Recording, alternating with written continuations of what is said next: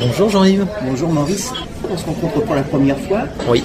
Tu as eu la gentillesse de me signaler que le spectacle où tu faisais exactement un showcase, Cinéma 13 à Paris dans le 18e. Ouais, exactement, dans ce Et beau tu es théâtre. présenteur. Tricheur, une légende manipulée par Maurice Douda. Voilà, C'est ça. ta nouvelle création. Oui, exactement. Sans anticiper sur ce qu'on va dire plus tard, on peut dire que ça a été un bel accueil. Ah ouais, complètement. Le spectacle a vraiment été très très bien accueilli et là-dessus, je dis on parce qu'on est une équipe et on va sûrement en parler. On est très content. Ouais. Oui, vous êtes trois en fait sur l'affaire. Exactement. Et il y a donc Fabien Olicard en collaborateur artistique et Franz Réjas. Je sais qu'il y en a certains qui vont nous écouter. Si on dit CC Édition, évidemment, ils connaissent tous quoi. Absolument. Je connais très peu de choses de toi. Présente-toi un petit peu. Tu es originaire d'où? Je suis de Poitiers en fait, exactement. Je suis magicien depuis maintenant une quinzaine d'années, mais en fait, j'ai toujours été passionné de magie. J'ai commencé à l'âge de 10 ans. Il y a à peu près 15 ans que je suis professionnel. Je suis spécialisé dans les cartes. Voilà, la cartomagie. Question bateau. La magie, tu l'as découverte comment? Ça a été quoi le déclic? C'est une rencontre? Je l'ai découvert en fait à la télévision avec José Garcimore, Gérard Majax. Puis après, il y a eu Gilles Arthur. Et le gros déclic, Bernard Mélis, bien sûr, à Coucou c'est nous, chez De Chavannes. Et à partir de ce moment-là, je me suis passionné pour les cartes, vraiment. Tu n'avais pas dans ta famille, dans ton environnement, de gens qui étaient liés plus ou moins au spectacle, à la magie? Un petit peu. Mon grand-père était musicien, il était batteur de jazz. Mon papa fait de la batterie aussi. Moi aussi, j'ai fait de la batterie parce que je suis musicien également. Quoi. Voilà, on a tous une petite corde artistique quand même à notre arc. Quand tu vois ces magiciens, tout de suite tu te dis ça pourrait être mon métier, ça pourrait être mon job, je veux faire ça quand je serai adulte, grand. Ouais, carrément, ouais. Ah ouais, petit, à 10-12 ans, je dis j'aimerais bien être magicien, que ce soit mon métier quoi. Effectivement, je l'ai décidé très très tôt. Après, évidemment, on m'a conseillé de faire mes études, de faire tout ça, mais c'est resté toujours ancré au plus profond de moi, donc je faisais de la magie, et puis un jour, j'ai décidé de franchir le pas. C'était quoi les études? Pour rassurer l'entourage, la famille, papa, maman? Oui, tout à fait. Une filière classique, études scientifiques, bac S. Arrivé à l'âge où il fallait aller faire son service militaire, j'ai continué à faire de la magie au service militaire, pour énerver un peu les copains de chambrée, on va dire. Et en revenant, je me suis trouvé un petit job, et tout en parallèle, je faisais de la magie. Et tu as trouvé un bon public auprès de tes camarades de Troufion, de chambrée? Ouais, ah oui, ça leur plaisait, hein. On rigolait pas mal quoi. On allait dans les bars, on buvait des coups bien sûr, hein. C'est normal quand on est militaire, on a un peu que ça à faire. Je faisais gagner des tournées comme ça en faisant du bonneto sur le comptoir avec le patron du bistrot. Donc déjà l'idée de, entre guillemets, de triche, j'allais dire d'embrouille, oui. L'idée de triche était présente. Effectivement, tout à fait Jean-Yves, complètement, ouais. Parce que le bonneto, on va peut-être, les gens connaissent ce que c'est, mais c'est ce jeu de gobelets qui consiste pour un naïf comme moi à découvrir soit une balle sous un gobelet, soit en l'occurrence la carte rouge parmi trois autres. Exactement, tout à fait, c'est exactement ça. Et généralement, c'est soit on fait gagner le spectateur, soit on le fait perdre. Mais il faut savoir quand même qu'on a quand même une chance sur 3 de se faire avoir. Si le spectateur en face est suspicieux et il pense que la carte est là et il dit bah non elle est à côté, enfin vous voyez, voilà, faut faire attention. C'est un jeu auquel je suis sensible parce que j'ai grandi un peu dans le 18e, je vis dans le 18e et je suis à 2 pas de Pigalle et Anvers, qui est quand même un haut lieu du bonneto. Ah bien sûr. J'ai eu une expérience, ça c'est marrant, avec un de mes meilleurs amis à Poitiers. À l'époque, nous étions lycéens. Il y avait un joueur de bonneteur dans la rue. On n'en voit plus beaucoup en province, on n'en voit plus beaucoup. Il y a sur Paris maintenant que ça se fait. Et le gars était en train de jouer avec 3 cartes sur un carton. J'ai mon ami qui a voulu parier et je lui ai dit non arrête, c'est même pas la peine parce que là t'as perdu avant de jouer. Et je lui ai expliqué après comment ça fonctionnait. On a vu d'ailleurs la police arriver, ils ont déguerpi très très vite. Enfin voilà quoi, c'est le bonneto quoi. Donc tu sors de ton service militaire et là tu dis ok, le bac est en poche, j'ai fait mon service, j'ai carte blanche, je fonce, je fais ce métier. Ma maman est décédée à l'âge de 20 ans et donc c'est vrai qu'en revenant de l'armée, je me suis occupé un petit peu de mon papa et tout ça. Puis bon, j'ai pris un appart très très vite et un boulot quand même. Vrai travail, hein, si on peut penser. Vrai travail ? Je travaillais dans les œuvres universitaires et scolaires en fait, comme responsable des achats. Je travaillais au Crous de Poitiers, tout en parallèle en faisant de la magie. J'ai bossé comme un fou la magie. J'ai eu un professeur, Didier Lorini, qui était à Poitiers, qui m'a donné les bonnes pistes, qui m'a donné les bons bouquins à étudier. Moi, je suis très branché livre, hein, et donc j'ai commencé tout de suite par étudier dans les bouquins. Didier m'a expliqué, il m'a dit ce qu'il te faut, c'est une caisse à outils avec toi. Donc comme c'était la cartomagie, j'ai essayé d'apprendre toutes les manipulations de cartomagie. Donc au début, levé double, levé simple, levé triple, double coupe, triple coupe sur table, faux mélange, zaro, etc. Puis les sauts de coupe, filage, les top change. Il m'avait dit une fois que tu as cette boîte à outils en main, tu es capable de faire beaucoup de choses. Et c'est vrai, ça permet des fois de rebondir quand on fait une erreur. Voilà. Donc j'ai commencé tout de suite à travailler vraiment la technique. Et puis ensuite à travailler des tours, pas mal. Et puis ensuite, effectivement, aller dans des lieux comme ici, à faire du close-up comme ça, juste en faisant passer le chapeau après, quoi. Monsieur Didier, tu l'as rencontré dans le cadre d'un club. Est-ce que tu as fréquenté un club? Oui, c'est même grâce à ce club-là que j'ai pu vraiment franchir le pas après. J'ai intégré le camp à Poitiers, donc le collège des artistes magiciens du Poitou, dont Didier Lorigny était président. Donc là, tu es au Cruz pendant combien de temps? Une douzaine d'années à peu près, quoi. Environ. En parallèle, ouais. En parallèle les deux, mais je vendais déjà mes spectacles en à côté, quoi. Donc c'est vrai que j'avais une vie qui était complètement décalée. La journée, tu vis avec des fonctionnaires et tout, et le soir, tu t'en vas faire du spectacle, monter sur scène avec d'autres artistes. Tu rentres à 3-4 heures du matin, et le lendemain, quand tu rembauches, tu te dis, mais oula, je suis où là? Ça dure qu'un certain temps, et puis à un moment donné, t'es plus du tout en phase avec ton métier, qui était donc là le Crous. Et du coup, voilà, j'ai décidé de franchir le pas.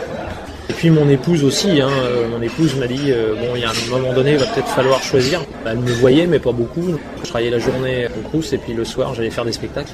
Donc c'est vrai qu'on se croisait, quoi. Il fallait faire un choix et professionnel et personnel. C'est exactement, tout à fait. Et là, déjà, tu commences à cogiter sur un véritable spectacle, fournir une vraie prestation de plusieurs minutes. Ouais. En fait, il y a la rencontre avec Fabien Olicard. On se rencontre sur un close-up à La Rochelle et il voit mon travail en cartomagie et il me dit waouh, j'adore, c'est sympa, ça envoie quoi. Je dis ouais, j'aime beaucoup la cartomagie. Un mois après, il m'appelle et puis il me dit qu'est-ce que tu fais à telle date? Je dis je suis libre, je fais rien. Il me dit ça tombe bien, tu fais ma première partie au théâtre Saint-Martin à La Rochelle, un petit théâtre de type théâtre parisien qu'avait racheté Michel Coubard, un producteur, et qui avait refait un petit écrin mais un joyau, c'était magnifique. Fabien il jouait régulièrement et il proposait des premières parties. Et on s'est connus comme ça avec Fabien. Et c'est lui qui m'a mis le pied à l'étrier pour faire du théâtre à La Rochelle et après à Paris bien sûr. C'est là que j'ai décidé d'écrire à peu près mes premiers spectacles, on va dire. Il avait senti le truc, il me l'a toujours dit, il me dit j'ai senti que tu étais capable de monter sur scène et que tu avais le charisme pour. J'avais un spectacle pour enfants qui tournait à côté, qui était avec un de mes amis, Pascal Fédy, qui est un grand jazzman mais qui est magicien aussi.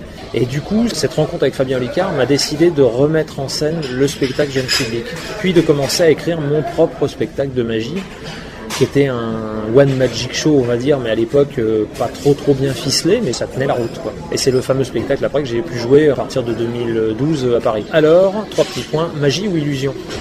Tu présentais déjà là exclusivement de la manipulation de cartes? Ah non, c'était vraiment de la magie générale, les anneaux chinois, cartes déchirées reconstituées, un petit peu de mentalisme, il y avait un book test, il y avait même de la musique. Comme je suis musicien, il y avait un passage de guitare. C'est vrai que je m'éparpillais un petit peu, mais bon, le spectacle était plaisant, on passait 1 heure, voilà. Donc c'est ce spectacle-là qui a tourné donc une dizaine de mois sur Paris, 6 mois à la cible, et puis après 5 mois aux artistes sur Belleville, et puis un peu partout en France, quoi. Ça c'était donc il y a 2 ans, 3 ans maintenant. L'écriture de Tricheur était déjà en gestation. Est-ce que ça existait déjà dans un coin de ta tête? L'idée d'adapter l'histoire vraie, tu vas me le confirmer, de ce Tricheur magnifique, était là. Oui. Ah oui, ouais, ça existait déjà. Il y a longtemps que Tricheur existe en fait. Bien avant le One Man. Fabien, un jour je le rencontre un mardi soir après la cible, on se voit, on mange ensemble et je lui dis voilà, je veux écrire un nouveau spectacle, je lui explique et là il me regarde et il me dit écoute, je te dis oui. À d'autres j'aurais peut-être dit non, ça c'est sûr, mais à toi je te dis oui parce que voilà, je connais ton travail. Et je dis ok, France même chose, et puis là par contre on décide de l'histoire, parce que je lui dis voilà, moi je ne veux pas mettre des tours bout à bout et écrire une histoire avec, ce qu'il faut c'est qu'on écrive une histoire et ensuite on viendra amener les tours pour pouvoir étayer le propos, quoi. Et c'est ce qui s'est passé avec Tricheur. Au départ, on voulait écrire un spectacle plus sur le monde des jeux, le monde des casinos. Bon, on n'arrivait pas trop à trouver, on cherchait, puis après on s'est dit, mais tiens, pourquoi pas écrire une histoire sur un tricheur? Et puis on a cherché qui est le plus grand tricheur de tous les temps. Et comme je dis au début du spectacle, personne, ça ne vous dit rien, Richard Marcus, c'est normal, parce qu'un tricheur doit savoir rester discret, surtout quand on est le plus grand tricheur de tous les temps. Mais c'est effectivement le plus grand tricheur de tous les temps, et donc on a choisi, oui, l'histoire de Richard Marcus. Quand on est tombé sur l'histoire de Richard Marcus, on l'a lu avec Franz, et Franz m'a dit, on a le déroulement du spectacle, on a le synopsis. Quand on lit son histoire, effectivement, il est parti à Las Vegas, il est arrivé, il a voulu gagner sa vie en tant que joueur, bien sûr il a perdu, il est tombé bien bas, il s'est trouvé un job de croupier, il a été repéré par Joe Clayson, son mentor, qui était déjà à la tête d'une équipe de tricheurs. Il l'a intégré et ensuite il a créé son propre coup de bluff qui s'appelle le coup de bluff de Savannah. L'histoire avec la stripteaseuse est vraie. Elle est vraiment venue s'asseoir sur ses genoux et à ce moment-là il a eu le déclic, donc ce fameux coup de bluff. Puis il s'est fait quand même prendre, il a fait un peu de centre de détention, il a écrit ses 2 livres, Dirty Poker, American Roulette, et à la sortie il est donc maintenant engagé par les casinos pour débusquer des tricheurs. Donc tu vois, on est vraiment sur un format de film, c'est vrai effectivement à la Scorsese un peu. Nous ensuite on s'est dit mais on va s'inspirer vraiment de ça, on va le romancer librement bien sûr, mais t'as vu, ça suit vraiment le fil de l'histoire. On a un petit peu romancé, on va dire, le début. Alors il est effectivement né à Brooklyn et puis ensuite il est parti à Las Vegas. Tout le passage Brooklyn, effectivement, on a un petit peu romancé pour expliquer comment il avait rencontré la tricherie, comment il devient tricheur. Là tu viens de prouver une chose que j'ai vraiment apprécié du spectacle, c'est que je trouve un sacré narrateur. Est-ce que tu as pris des cours de comédie ? Il y a eu un gros travail sur le texte, bien sûr, mais ça, tout le monde le sait. On doit apprendre son texte. Après, il faut l'interpréter. Robert Houdin disait quand même que le magicien n'était pas un magicien. Le magicien était un acteur qui jouait le rôle du magicien. Donc, effectivement, on est quand même avant tout acteur. Des cours de comédie, oui, j'en ai pris, mais jeune. J'ai fait 5 ans de théâtre à Victor Hugo, au lycée Victor Hugo à Poitiers. J'essaye de mettre en application ce que j'ai appris là-bas, quoi. J'ai été corrigé pas mal aussi par Fabien et par Franz. Fabien m'a énormément corrigé sur les intentions publiques, les déplacements, toutes ces choses-là. Ce que tu as démontré, c'est qu'il était possible de montrer de la manipulation de cartes sur scène. C'était un vrai challenge, ça. Mais on a voulu amener le close-up sur scène et en faire un spectacle théâtralisé. Quand on dit magie théâtralisée, c'est vrai, parce qu'on a vraiment 3 actes. Entre chaque acte, moi je quitte le plateau, tu as vu. Il y a ces transitions vidéo, graphiques et sonores, parce qu'il y a cette voix off qui nous accompagne durant tout le spectacle, qui met le spectateur en fait dans l'ambiance de l'acte qui va suivre. On voulait ça aussi pour avoir cette ambiance road movie un peu. On déroule cette histoire, on attrape le spectateur au départ et on le lâche qu'à la fin. Avec à la fin, tu as vu un dernier numéro avec un rebondissement et le dernier noir qui fait que là, ouais, là, on voit vraiment que ça y est, c'est terminé, quoi.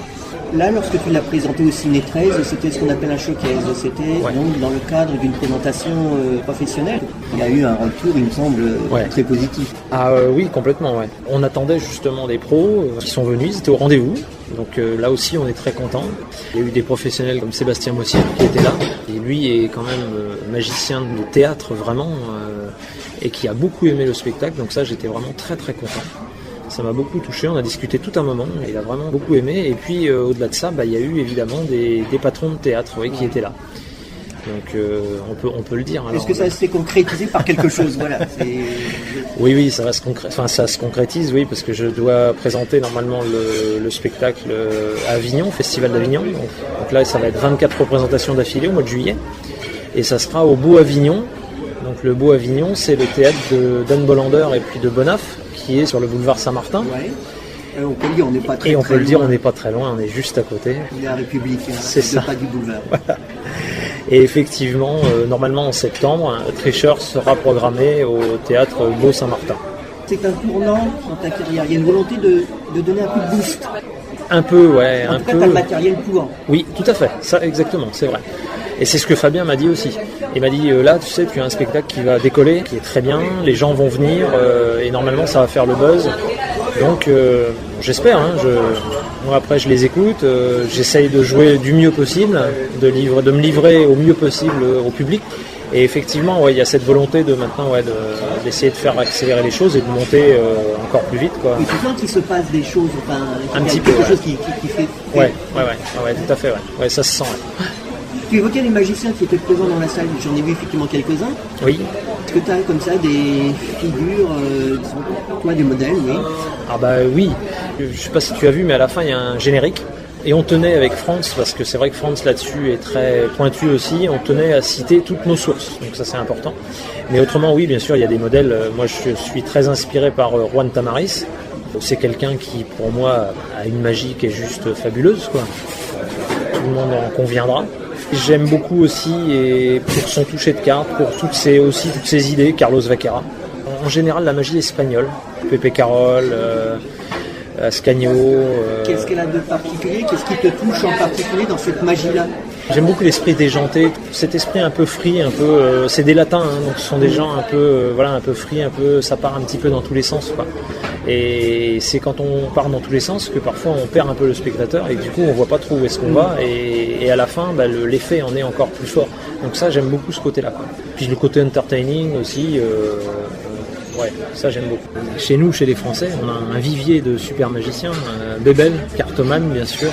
J'adore son travail, ça a été une grande découverte pour moi. Et puis plus jeune, je me souviens évidemment Sylvain Mirouf, qui a fait ses beaux temps à la télévision aussi. Bernard Billis, on en parle souvent, j'aime beaucoup. J'aime beaucoup le travail de Boris Wilde. Voilà, on se connaît un petit peu et j'aime beaucoup son travail aussi. Michael qui était là aussi, Michael Sutzinger qui était là et qui m'a fait la gentillesse de venir, ça c'était super sympa, quoi. David Ethan bien sûr, parce que David a été mon conseiller technique sur mon numéro de la FAP. C'est quelqu'un que j'aime beaucoup. Et puis après, je suis très fier aussi d'avoir comme ami Vincent Edan. Vincent qui était du club de Poitiers. Évidemment, j'ai oublié de le citer, mais c'est Fabien Alicard. J'aime beaucoup comment il emmène le mentalisme maintenant. Franchement, son spectacle, il est vraiment génial, quoi. On est de la même région, il est Rochelais, moi je suis Poitevin. Bon, maintenant il est parisien d'adoption, bien sûr. Hein. Et en fait, on a la même passion qui nous anime, c'est la magie, c'est le théâtre aussi. Ça, je veux dire, c'est quelque chose qui vraiment est en nous, quoi. Et monter sur scène, c'est vraiment ce qu'on adore, quoi. Moi, je vis pour ça, quoi. Voilà. C'est la même passion qui nous anime, quoi. Tu t'es présenté un championnat de France il y a que ça 2-3 ans. Oui. FAP. Oui, FAP. Donc ouais. tu te présentes devant un public entre guillemets de professionnels, tu te présentes à tes pairs. Ah oui. C'est important de participer à ce genre de compétition. Je dirais que moi ce troisième prix FFAP, ça m'a. On va dire que pour tricheur par exemple, ça aide à gagner en crédibilité. Quelqu'un qui regarde l'affiche du spectacle, il se dit ah tiens il a été primé, ça peut peser un peu dans la balance, quoi. Il peut se dire le gars il tient la route, il doit savoir de quoi il parle, il fait des cartes, il a été primé là-dedans au championnat de France, voilà. Après si j'ai fait ce concours, c'était parce que j'ai envie d'essayer d'avoir un prix au championnat de France, ce qui a été le cas, donc voilà. Mais étant professionnel, les concours ne sont pas derrière moi, mais c'est pas ce qui me fait gagner ma vie, quoi. C'est pas ce qui nous fait gagner notre vie, nous artistes. Donc effectivement, c'était une belle aventure, mais là maintenant j'ai des priorités et il faut que ce soit ce spectacle qui décolle, quoi. Je peux comprendre que tu travailles un petit peu en famille aussi, non? Oui, j'ai des gens de ma famille qui m'aident autour de moi, ouais. Les gens sont très proches autour de moi. Ouais, tout à fait, oui. J'ai ma femme qui me pousse énormément. Si tu veux, c'est vraiment la personne la plus présente, on va dire. C'est la personne de l'ombre, mais c'est vrai que Nelly et puis mes deux filles, Emma et Eva, sont vraiment très présentes. Elles poussent pour dire bah oui, vas-y papa, vas-y. Donc ouais, effectivement. Et ça, c'est important. Le soutien familial est très important.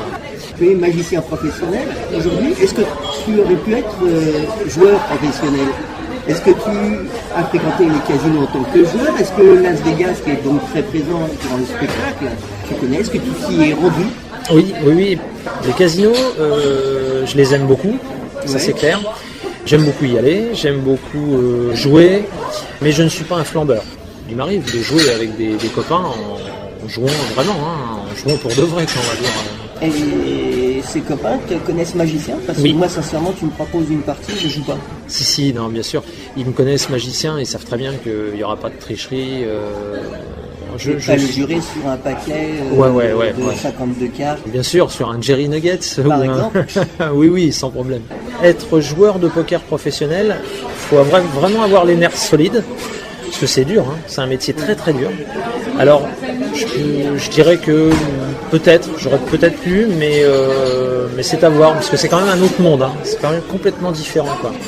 C'est complètement différent. La magie n'est pas un milieu classique, c'est aussi un autre monde. C'est vrai.